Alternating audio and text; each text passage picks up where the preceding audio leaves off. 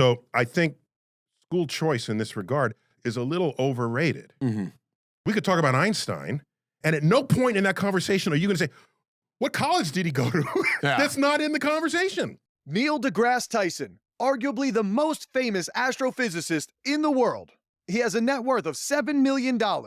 Yes, he's done it with a college degree, but he also feels that the college education system isn't producing lifelong learners.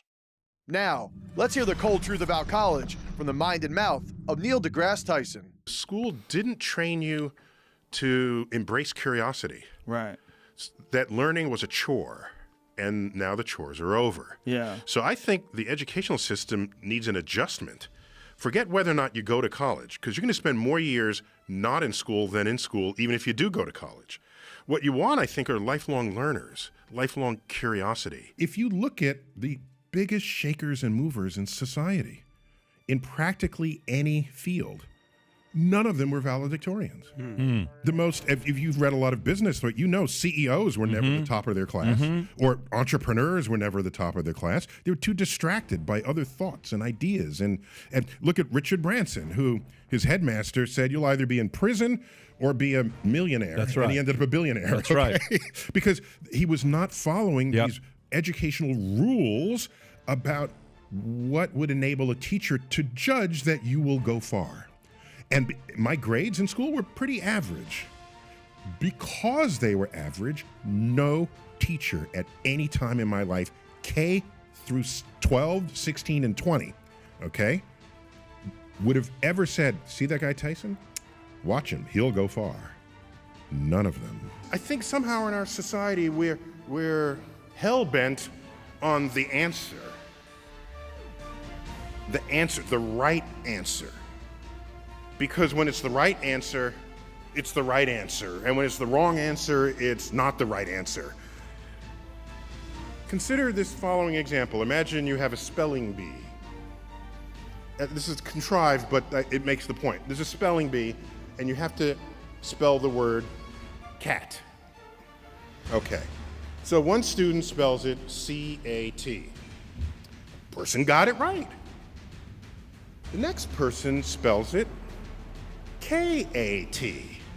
That's wrong. You got that wrong, okay?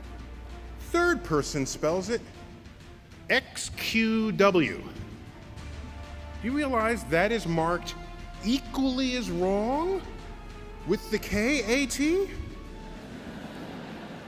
When you could argue that K-A-T is a better spelling for cat than C-A-T. Dictionaries know this because that's how they spell it phonetically.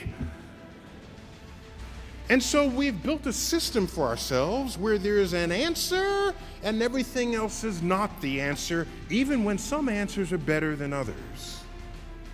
So our brains are absent the wiring capable of coming up with an original thought. It's almost universally accepted, too, that that's when your learning ends. When you get out of college, it's over. Then you say you're done. Yeah. And if it doesn't, you're ossified in life. Yeah. And that's how, when the job market shifts, you're not ready for it because you don't know how to think. You don't know how to learn. Right. You don't, and it's the difference in the workplace between the person who gets an assignment and say, Joey, Janet, I need you to do this. That's not in my job description. I'm not trained for this. That's one kind of person in a workplace. Another kind of person is, here's a new task I need you to do. Wow, I've never seen that before. Great, let me figure it out. Right. These are two completely different species of human being. And what the world needs more of is like the second case. Let me ask you, why are you wearing a Harvard tie? And he said, because I'm going to Harvard in the fall. And I said, so, why are you wearing a Harvard tie? Well, there's only really one answer to that. He wants other people to know he's going to Harvard in the fall. He doesn't need the reminder. He wants to tell other people. So I said, why do you want to tell other people that you're going to Harvard in the fall? Oh, I thought maybe they'd want that. Well, there's really only one answer to that, too.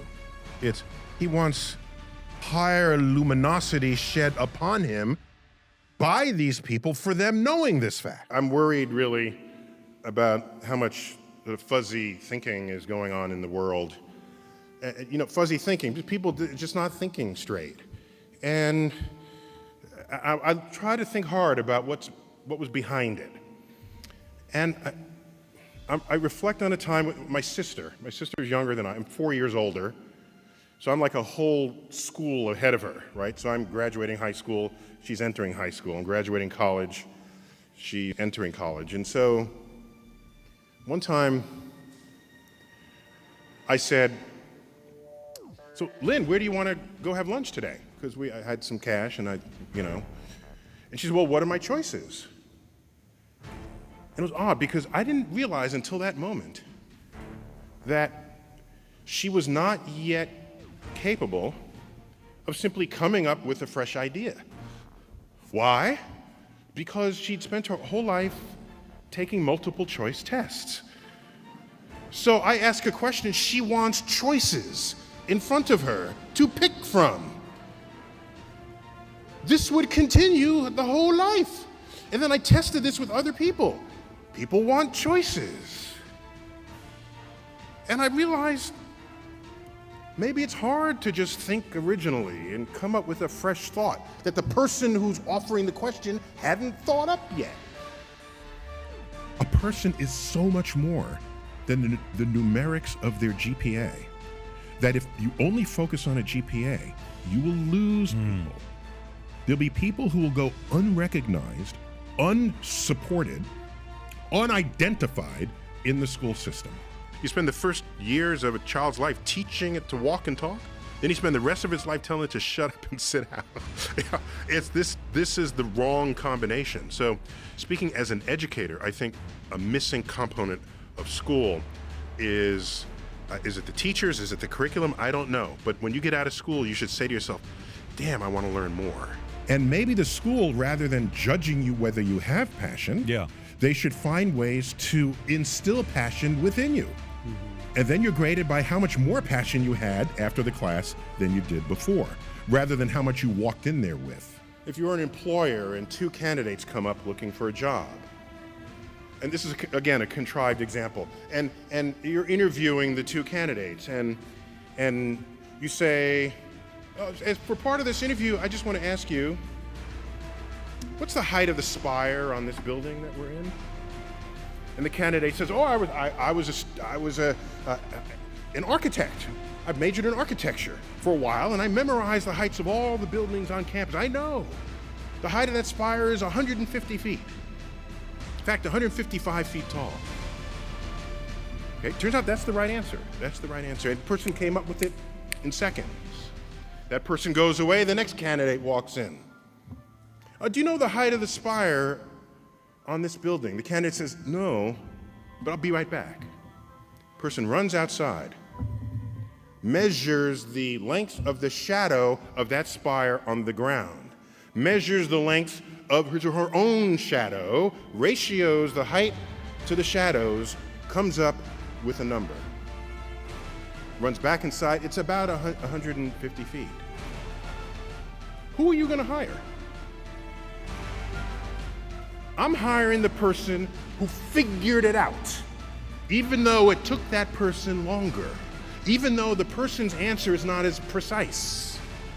I'm hiring that person, because that person knows how to use the mind in a way not previously engaged. You realize when you know how to think, it empowers you far beyond those who know only what to think. All I will say is, when assessing the promise and performance of a student, you need to look at more than their GPA. I don't mind standardized exams. I don't mind, you want to give somebody an IQ test. I don't have a problem with any test. But the moment you administer a test and then use that against the person, because they didn't score high enough on this test above some threshold that you have a cut off, and only then do you give them opportunities. This is using educational systems and tools against the progress of students rather than for them. Here's the thing. The people who lead with their pedigree, I ask, why? Why not instead lead with your accomplishments? Ask anyone who's 30 and older in this world, when was the last time someone wanted to know your GPA? they won't even be able to remember. It never comes up at work. It's, are you honest? Are you moral? Are you a hard worker? Do you solve problems? Whole sets of qualifications that are not encoded in your GPA.